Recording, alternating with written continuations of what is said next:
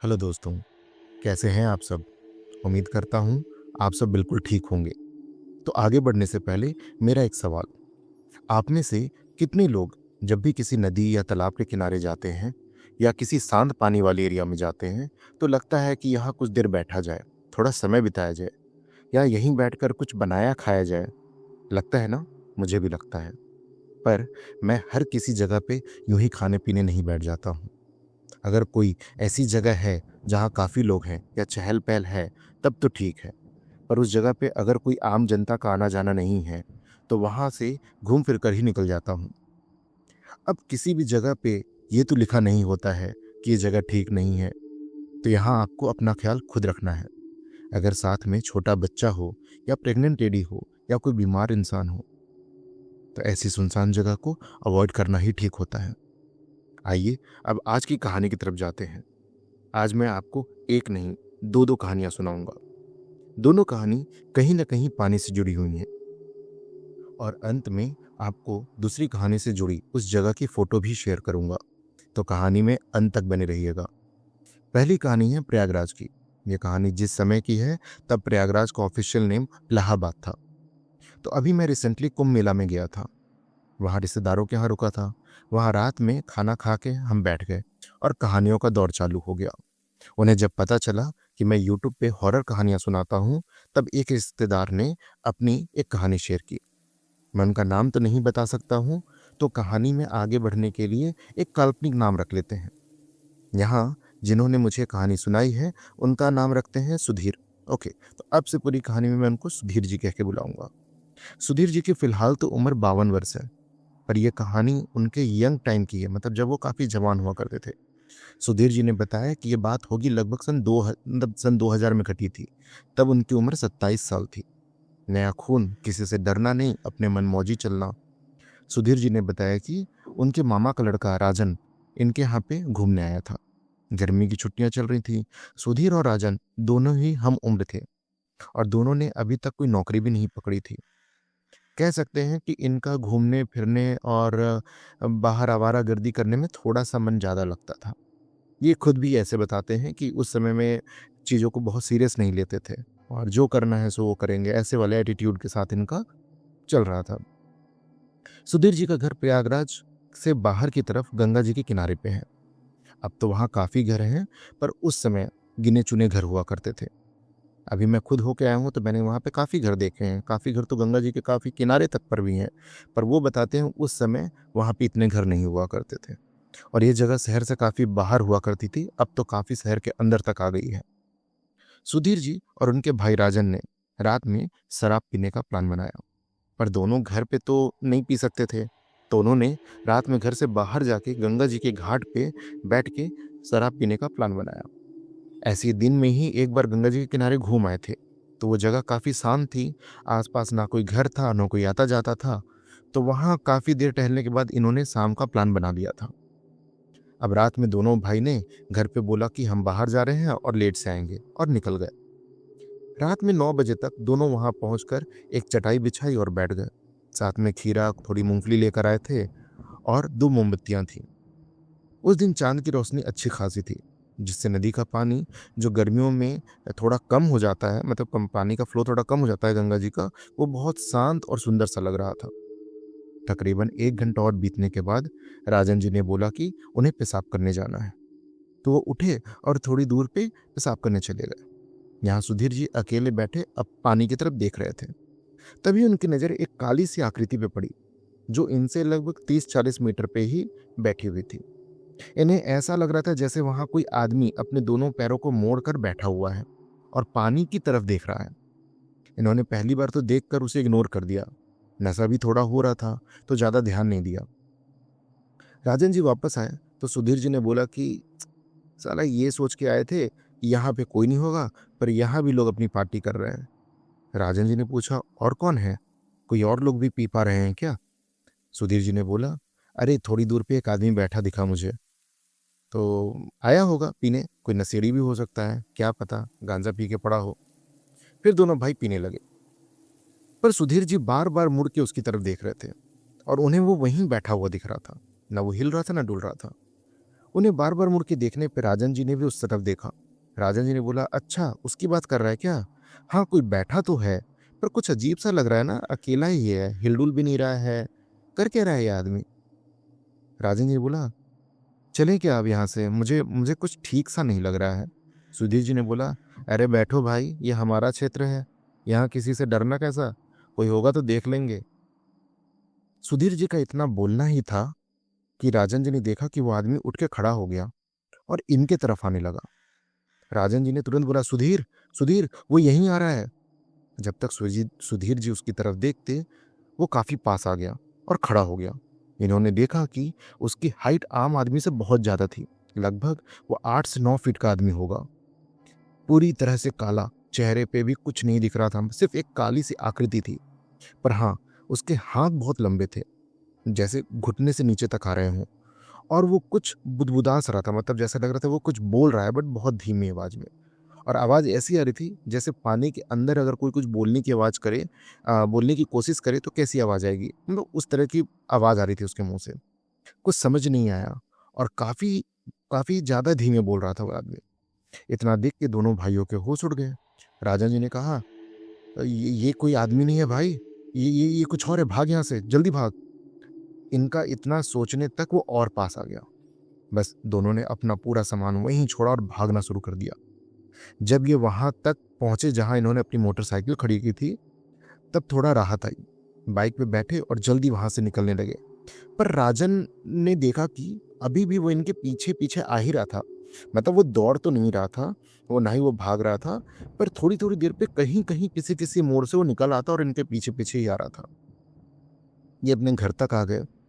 पर घर तक आने तक राजन जी की तबीयत बहुत खराब हो गई, क्योंकि वो बार बार मुड़ के उसको देख रहे थे। जो भी हुआ, पर उनकी तबीयत काफी खराब हो गई। जब वो घर के सामने बाइक लगी, तब उन्होंने उनके पीछे, मतलब उस समय उन्होंने जब मुड़ के देखा तो उनके पीछे कोई नहीं था, मतलब उस गली में वो नहीं दिख रहा था। पर राजन जी का सर बहुत ज्यादा तेज दर्द होने लगा। वो वहीं सर पकड़कर गली में बैठ गए। सुधीर जी ने जल्दी से घर का गेट खोला और अंदर आ गए और राजन से बोलने लगे, जल्दी अंदर आ भाई, जल्दी आ। पर राजन ना ही सुन रहे थे, वो वहीं बैठे रहे। सुधीर उनको पकड़ के अंदर लाने की कोशिश करने लगे, पर राजन नहीं आ रहा था। साथ ही ऐसा लगने लगा जैसे उसकी शक्ति भी बढ़ गई हो। सुधीर उनको ढकेल भी नहीं पा रहा था। सुधीर ने तुरंत ही आवाज लगाना चालू किया। उनके बड़े भाई और सुधीर के पापा भाग के नीचे आए। सबने बहुत बोला, पर राजन उठे ही नहीं। थोड़ी देर बाद उनके पिताजी ने कुछ पढ़ना चालू कर दिया और राजन ने अपना शरीर थोड़ा ढीला छोड़ दिया और सब उसको पकड़ के अंदर ले आए। अंदर आते ही दोनों का चेहरा देखकर घर वाले बहुत कुछ समझ गए थे। पिताजी ने गुस्से में पूछा कि क्या हुआ था, सच सच बताओ मुझे। तब इन्होंने सारी बात बताई, मतलब सुधीर ने सारी बात शुरू से अंत तक बताई। अब मैं आपको सुधीर जी के पिताजी के बारे में थोड़ा बता देता हूँ। सुधीर जी के जो पिताजी हैं, वो नियम कानून से चलने वाले इंसान हैं। डेली पूजा पाठ करना, एक सरकारी नौकरी करते थे और वहाँ की हर एक जगह के बारे में उनको थोड़ा ज्ञान था। पर वो कोई ऐसे पुजारी और तांत्रिक टाइप नहीं थे, एक आम आदमी थे।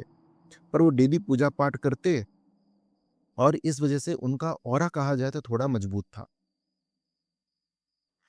घर के बाहर भी उन्होंने हनुमान चालीसा ही पढ़ना शुरू किया था, क्योंकि उनको राजन को देख के थोड़ा शक हो गया था कि शायद कोई ऊपरी चक्र तो नहीं है। राजन अभी भी घर में एक कुर्सी पर बैठा था और बहुत शांत था। बस थोड़ी थोड़ी देर पे कहता कि मेरा सर बहुत दर्द कर रहा है। पिताजी ने तुरंत ही दोनों को घर के मंदिर से भगवान जी के पास रखा हुआ पानी ला के दिया। उन्हें लगा कि बस लड़के डर गए हैं और कोई बात नहीं है, पर उस पानी से कोई काम तो नहीं बना। सुधीर ने पूछा भी कि पापा वो क्या था।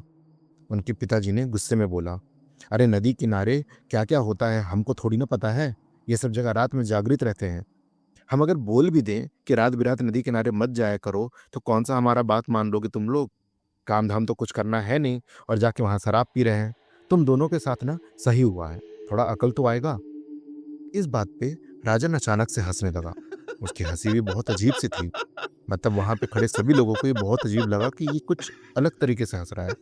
हंसते हंसते फिर वो सर नीचे झुका के शांत हो गया। सुधीर के पिताजी ने आगे डांटते हुए बोला कि अभी वो पकड़ लेता ना तो पता चलता। जाने क्या था, होगा कोई नदी का प्रेत। गंगा जी में कम लोग मरते हैं क्या? सबको मोक्ष थोड़ी ना मिलता है। कल सुबह तुम दोनों को मंदिर में पंडित जी के पास ले चलेंगे। अभी जाओ, सो जाओ। अब सब अपने कमरे में जाने लगे, पर फिर से राजन उस कुर्सी से उठे ही ना। घर की लेडीज भी अभी तक वहां आ गई थी। सुधीर के पिताजी ने राजन से बोला, बेटा अभी कम नाटक नहीं हुआ है जो और कर रहे हो, चलो जाओ सो। पर राजन अपनी जगह से बिल्कुल नहीं उठ रहा है। ऐसा लगा जैसे उसके कान में किसी की आवाज ही नहीं जा रही है। सुधीर के पिताजी ने सुधीर से पूछा, वहां कुछ और भी हुआ था क्या जो तू मुझे नहीं बता रहा है? सुधीर बोला, नहीं नहीं नहीं, जो भी हुआ है मैंने आपको बता दिया है।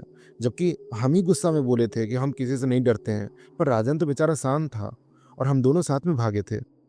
उसके पिताजी बोले, लगता है ये ज़्यादा पी लिया है। एक काम करो, यहीं पर गद्दा डाल दो और हॉल में ही तुम दोनों सो जाओ। तुम भी यहीं इसके साथ सोना। सब अपने कमरे में चले गए और सुधीर ने भी गद्दे वहीं बिछा दिए। पर राजन कुर्सी से अभी भी ना उठे और अपना सिर्फ सर नीचे की ओर झुकाए हुए बैठा रहा। थोड़ी देर बाद राजन अपने जगह से अचानक उठा। तब तक सुधीर की आंख भी लग गई थी, मतलब थोड़ा कुछ समय बीत गया था। सुधीर जी सो चुके थे। रात में लगभग 2:30 बज रहे थे और राजन अपनी जगह से उठा और घर का दरवाजा खोलकर बाहर जाने लगा। पर दरवाजे की आवाज से सुधीर के पिताजी जाग गए और उन्होंने उसे जाते हुए देख लिया। वो भाग कर गए और उसको पकड़े।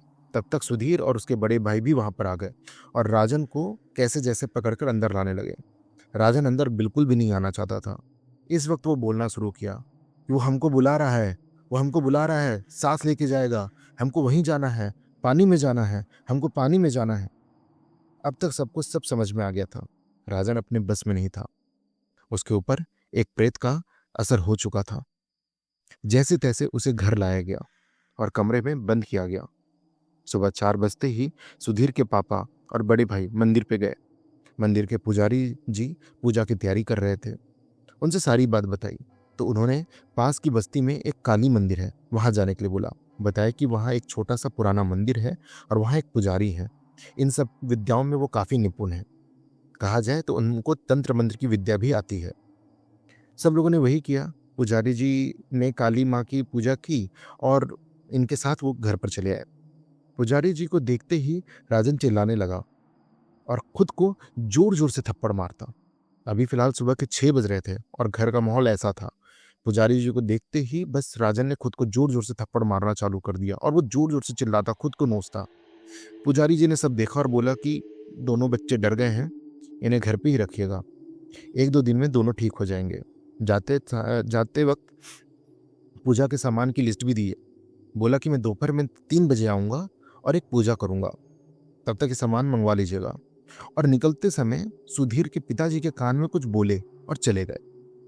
क्या बोले वो किसी को अभी तक नहीं पता। सब सामान मंगवाया गया और पुजारी जी भी समय से आ गए। इस बार उनके साथ 2 चेले भी थे। आते ही उन्होंने घर के सारे दरवाजे खोलने के लिए बोल दिया। राजन को उन्होंने अपने सामने बिठाया। थोड़ी देर तक उसके सर पर हाथ रखे और बैठे रहे। फिर बोला, सुधीर बेटा तुम भी आओ। सुधीर ने जाने से मना कर दिया। पुजारी जी ने गुस्से में बोला, आ यहाँ। पर सुधीर नहीं माना। सुधीर भाग के एक कमरे में चला गया। सबको लगा कि सुधीर ऐसा क्यों कर रहा है, उसको क्या हुआ है, ये इस तरीके का व्यवहार क्यों कर रहा है। राजन अभी भी शांत बैठे थे वहां पे और मुस्कुरा रहे थे। सब लोग वहां डरने लगे कि आखिर ये हो क्या रहा है। ये सुधीर अचानक ऐसा बर्ताव क्यों कर रहा है, वो कमरे में खुद को बंद क्यों कर लिया। पुजारी जी ने बोला, आप सब शांत रहिए। असल दिक्कत तो सुधीर के साथ है। मैं जब यहाँ आया था तभी समझ गया था। मैंने सुधीर के पिताजी को भी बोला था कि किसी भी हाल में दोनों को बाहर नहीं जाने दीजिएगा। वो आगे बोले, आप चिंता मत कीजिए, वो खुद यहाँ मेरे सामने आके बैठेगा। अब उन्होंने मंत्र पढ़ना चालू किया और पूरी पूजा की विधि, जो भी सामान लाए थे उसको वहां बिछाया गया। एक छोटी सी अग्नि कुंड भी बनाई गई और जो जो सामान पूजा में लगता है वो सबको वहां उन्होंने अच्छे से अरेंज कर लिया। अब वो क्या करते कि उनके हाथ में एक अजीब सी लकड़ी थी, एक लंबी सी अजीब सी लकड़ी थी, पतली सी, जिसको वो हर बार मंत्र पढ़ते और पढ़ते वक्त उसे थोड़ा सा तोड़ते और अग्नि में डाल देते। जब भी वो लकड़ी को तोड़ते राजन को बहुत तकलीफ होती और वो अंदर से और कमरे के अंदर से सुधीर भी चिल्लाता। वो हर बार मंत्र पढ़ते और लकड़ी का एक छोटा टुकड़ा तोड़कर आग में डालते जाते। मतलब ये उनका झाड़ फूक करने या कह लो पूजा करने का तरीका था। 20 मिनट के बाद राजन शांत हो गया और लेट गया। वो होश में था पर शांत था। पुजारी जी ने बोला, इसको बगल में लिटा दीजिए। ये ठीक है, पर इसको मेरे पास ही रखिएगा। और पूजा फिर से स्टार्ट कर दी। हर बार लकड़ी टूटने पे सुधीर कमरे के अंदर से बहुत जोर से चिल्लाता। थोड़ी देर बाद सुधीर ने कमरे का दरवाजा खोला और जमीन पे तड़पता हुआ, मतलब जैसे किसी कोई इंसान या कोई जानवर को कितना मार मार पड़ी हो तो तड़पता है, और जमीन पे तड़पता हुआ रेंगता हुआ पुजारी जी के सामने आकर बैठ गया। पुजारी जी ने बोला, अब सब कुछ बता, नहीं तो इसी अग्नि में भस्म कर दूंगा। और फिर लकड़ी को तोड़ के कुछ मंत्र पढ़ते हुए आग में डालने लगे। हर बार सुधीर ऐसा चीखता जैसे उसकी हड्डियां टूट रही हों। सुधीर बोलता, पर किसी को कुछ समझ में नहीं आ रहा था। उसके मुंह से सिर्फ लार बाहर की ओर आ रही थी, इतनी लार जैसे कि उसने मुंह में पानी भर के रखा हो। सुधीर फिलहाल तो अभी कुत्ते के जैसे हाथ और घुटने पे बैठ गया और बड़ी लंबी सी जीभ बाहर निकालकर गुर्राने लगा। जब वो गुर्राता, चीखता, तब उसकी आंखें ऐसे बाहर आ जाती थी जैसे वो निकलकर अभी गिर जाएंगी। जीभ हद से ज्यादा लंबी हो गई थी। उसके गले की नस नस दिखाई दे रही थी। वो अपने सट को फाड़ने लगा और अपनी छाती को नाखून से नोच रहा था। पर पुजारी जी ने लगातार मंत्र को पढ़ना चालू रखा और घर वालों को उसके पास आने से रोक दिया। ये पूजा यूं ही चलती रही। 45 मिनट के बाद सुधीर बिल्कुल से ही आपे से बाहर हो गया। पुजारी जी ने उनके साथ जो 2 चेले आए थे उनसे बोला कि इसको पकड़ लो, और पूजा चलती रही। सुधीर ने फिर से बोला, पर अब उसकी आवाज थोड़ी थोड़ी समझ में आ रही थी। वो बार बार बोल रहा था, पानी में जाने दे, पानी में जाने दे। आखिरी लकड़ी का आखिरी टुकड़ा तोड़ने से पहले पुजारी जी ने बोला, जा वरना इस बार तुझे ही भस्म कर दूंगा। और लकड़ी टूटते ही एक भयानक चीख के साथ सुधीर बेहोश हो गया। वो प्रेत शरीर से जा चुका था। कहते हैं जब सुधीर बेहोश होकर गिरा था उसी समय उनके छत के दरवाजे को किसी ने जोर से पटका था। सब चौंक भी गए थे। पुजारी जी ने बोला कि वो चला गया है, ये उसके जाने का संकेत है। दोनों को कमरे में लिटाया गया। पुजारी जी ने सुबह शाम घर में हवन करने के लिए बोला और बताया कि अभी 3 दिन भारी हैं, इन्हें बाहर नहीं जाने दीजिएगा। कुछ भी हो, ये कमरे से बाहर ना जाए, यहाँ तक कि घर की छत पे भी ये ना जा सकें। सुधीर की माँ और पिताजी ने पूछा कि ये क्या था बाबा, और हमको लगा कि ये राजन की तबीयत खराब है, सिर्फ राजन पे असर है। सुधीर तो शांत था, कल से ठीक भी था वो। तब पुजारी जी ने बताया कि असल दिक्कत तो सुधीर के साथ थी। राजन को तो बस वो प्रेत अपने बस में रखा था और राजन पे उसका आंशिक छाया थी। और आपने मुझे सही समय पे बुलाया। वो सुधीर को आज रात में यहाँ से कैसे भी ले जाने की कोशिश करता।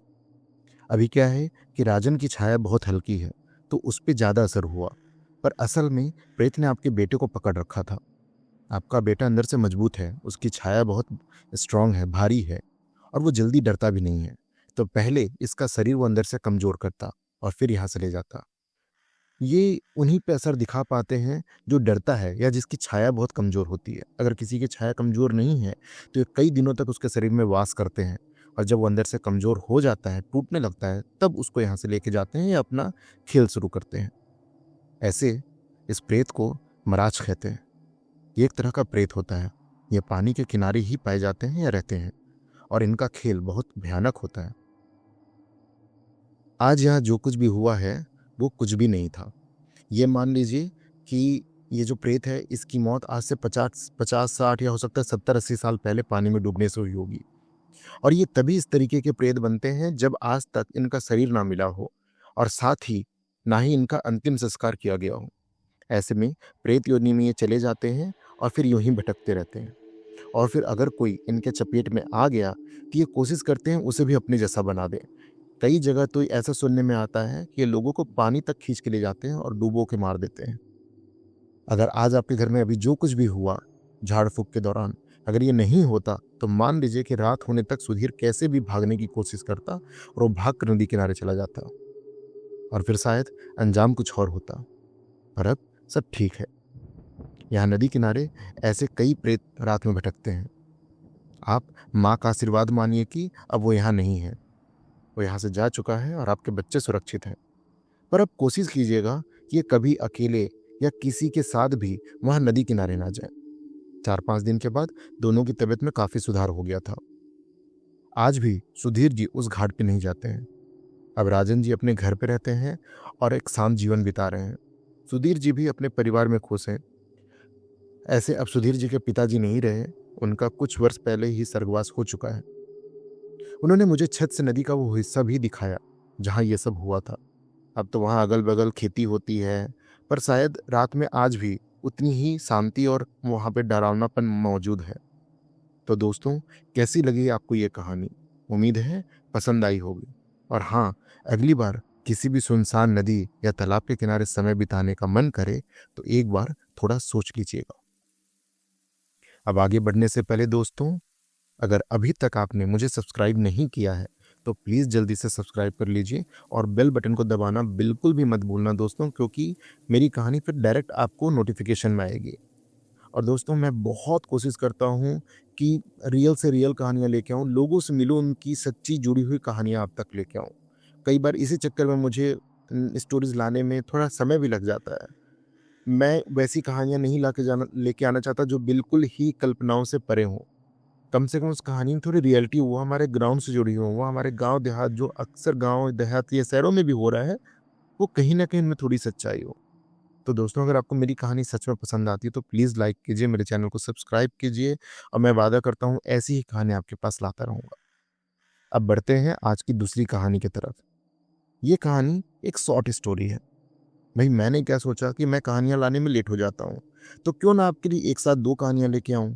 तो इसीलिए इस बार मैंने कोशिश की है 2 कहानियों का एक संकलन आपके साथ शेयर करने की। तो ये स्टोरी एक थोड़ी छोटी शॉर्ट स्टोरी है और ये मेरे गाँव की ही स्टोरी है। तो ये स्टोरी के बारे में, इसकी कहानी तो मैंने अपने घर गाँव में कई लोगों से सुनी है। तो कहानी क्या है मैं आपको सुनाता हूँ। हमारे गाँव में एक बहुत ही एक ये बात बहुत प्रचलित है, मतलब सभी लोग इस बात को जानते हैं। कहते हैं अगर आप एक बार किसी भी नदी, तालाब या यहाँ तक कि स्विमिंग पूल, आज के ज़माने में स्विमिंग पूल हो गए, पहले नहीं हुआ करते थे, तो पहले गाँव में नदी तालाब ही चलते हैं।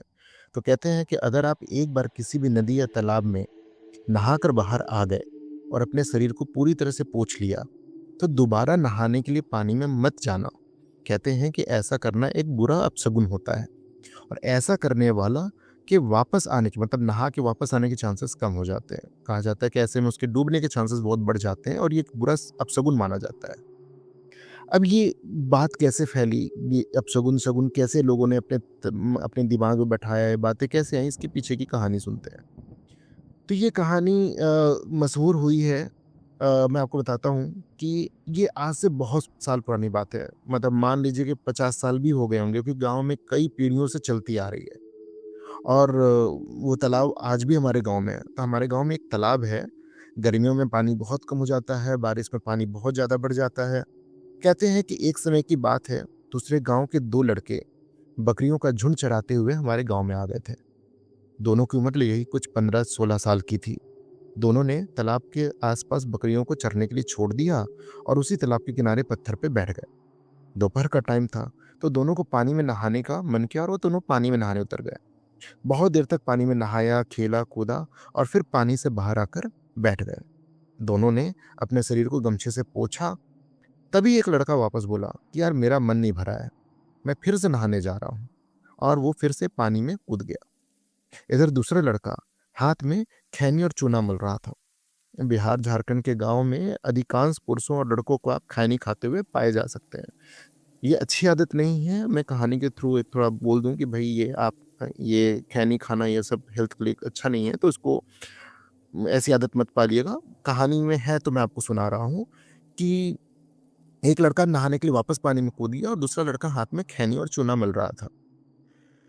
अब आगे एक जैसे ही पानी में कूदा, उसका बैलेंस थोड़ा खराब हो गया। मतलब वो उसको तैरना आता था, उसको अच्छे से तैरना आता था, पर वो पानी में डूबने लगा। और उसको डूबता हुआ देख के जो उसका दोस्त किनारे में बैठा हुआ था, वो भी पानी में तुरंत कूद पड़ा उसको बचाने के लिए। पर उसका दोस्त जो खुद डूब रहा था, वो क्या किया, अपने बचाने वाले दोस्त को ही पकड़ के पानी के अंदर डुबोने लगा। ये अक्सर ऐसा होता है, जब कोई डूब रहा होता है, अगर आप उसके पास जाएँगे तो खुद को बचाने के लिए जो आदमी बचाने आया है, उसको ही पानी में डुबोने लगेगा। तो मैं आपको फिर से समझाता हूँ कि एक लड़का जो पानी में डूब रहा था, दूसरा लड़का जो बाहर बैठ के खैनी मल रहा था, वो अपने दोस्त को डूबता हुआ देखा तो वो पानी में कूद गया कि मैं अपने दोस्त को बचा के ले आता हूँ।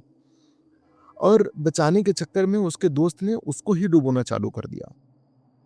अंत में हुआ क्या? कि दोनों ही पानी में डूब गए और दोनों की डेथ हो गई। दोनों की मौत वहीं हो गई। शाम तक दोनों की लाशें पानी में ऊपर तैरने लगी। गांव में हल्ला मच गया। उस दिन से गांव में अलग अलग आदमी और औरतों ने पानी के आसपास उन्हें देखने के बातें कहने लगे या दावा करने लगे। कुछ लोगों ने कहा कि रात में वो खेतों से आ रहे थे तो पानी में दो लड़के नहा रहे थे। जैसे ही इन्हें देखा वो दोनों इनको घूरने लगे और पानी में चले गए। कुछ ने कहा कि उन्होंने दिन में ही दोनों लड़कों को तालाब के बाहर बैठे देखा है। ऐसी ही तरह की बातें पूरे गांव में आज भी मशहूर है, फैल गई। इसका असल में पुष्टि तब हुई जब पानी में कुछ लोग नहाने गए और वो डूबने लगे। उनका कहना था कि उन्हें कोई पकड़ के अंदर की ओर खींचता है। अभी कोई गांव में लड़का या कोई औरत, कई लोगों ने इस तरीके की बातें की कि हाँ, जब हम पानी में नहाने जाते हैं आदमियों ने की तो हमें ऐसा लगता है कोई अंदर से हमें खींच रहा है। कुछ लोगों की मौत भी हो गई। तो अब यहाँ तक तो ये बात मशहूर हो गई कि वो दो लड़कों की आत्मा पानी में रहती है और जो भी अगर पानी में नहाने जाता है तो वो उसको अंदर खींच लेते हैं। फिर एक और बात प्रचलित हुई। अब ये कोई नहीं जानता कि ये बात कैसे बाहर आई या किसी ने उनसे कांटेक्ट किया या उन दोनों आत्माओं से बात की। पर ये बोला गया कि ये बात बहुत मशहूर है कि अगर आप पानी में नहाने जा रहे हैं तो वो जो लड़का है वो आपसे खैनी मांगता है। मतलब जो लड़का खैनी खा रहा था शायद उसकी आखिरी इच्छा ही यही थी, खैनी खाना, और वो खैनी नहीं खा पाया और वो पानी में कूद गया था। तो उसकी आत्मा कहीं ना कहीं शांत नहीं हुई है और वो खैनी मांगती है। तो ये बात बहुत मशहूर हो गई है और तब से आज तक जब भी लोग उस पानी में नहाने के लिए जाते हैं तो वो पानी के किनारे में थोड़ा सा खैनी और चूना रखते हैं या पानी में थोड़ा सा खैनी चूना डाल देते हैं। ये आज भी लोग फॉलो कर रहे हैं। अगर किसी को भी उस पानी में नहाना है तो पानी के किनारे थोड़ा सा खैनी चूना रख देते हैं और फिर पानी का यूज कीजिए। फिर आपको कुछ भी नहीं होगा। आप उसमें नहाइए, नहा के बाहर आइए, कुछ नहीं होगा। पर अगर ऐसा सुनने में भी आया कि कुछ लोगों ने इस चीज़ को नहीं माना और उन्होंने बिना खैनी चूना रखे अंदर गए, तो उन्हें कोई पानी के अंदर खींच रहा था। 1-2 लोग फिर डूबे, कुछ लोगों को बचा लिया गया है, कुछ लोगों के दोस्त वहाँ थे तो उन्होंने बचा लिया। पर ये चीज़ आज तक हो रही है और वो दोनों आत्माओं को आज तक शांति नहीं मिली है, वो पानियों में ही कैद होके रह गए हैं। तो ये रही, मैं अभी आपको उस तालाब की पिक्चर दिखा देता हूँ स्क्रीन पे। ये गूगल से ली हुई पिक्चर है। आपको इसमें बहुत कम पानी दिखेगा क्योंकि ये शायद गूगल ने गर्मी के दौरान खींची है। तो दोस्तों, ऐसे ही कुछ प्रेत या क्रिएचर बिहार साइड की कहानियों में भी मिलते हैं, जिन्हें पनडुब्बा कहते हैं। ये इनसे थोड़े अलग होते हैं, पर वो भी पानी के ही भूत हैं और लोगों को पानी में डुबो कर मार देते हैं। वो लोगों के पीछे पड़ जाते हैं जो इस तरह के पानी में नहाने उतरता है। तो दोस्तों, क्या आपने भी कभी कुछ ऐसा सुना है? क्या आपके आसपास या गांव में इस तरीके की कहानियां प्रचलित हैं या कुछ इस तरीके के इंसिडेंट हुए हैं? ऐसा कुछ भी अगर आपके पास होता है या हुआ है तो प्लीज़ मुझे कमेंट सेक्शन में ज़रूर बताइएगा और अपनी राय मुझे ज़रूर शेयर कीजिए कि आपको ये कहानी कैसी लगी। आज की दोनों कहानियां पानियों से जुड़ी हुई थी, इसलिए मैं इन दोनों को साथ में लेके आया। उम्मीद करता हूँ कि आपको दोनों कहानी पसंद आई होगी। तो दोस्तों, मेरे साथ यूं ही बने रहिएगा। मिलता हूं मैं अगली कहानी में फिर से। तब तक के लिए जय हिंद।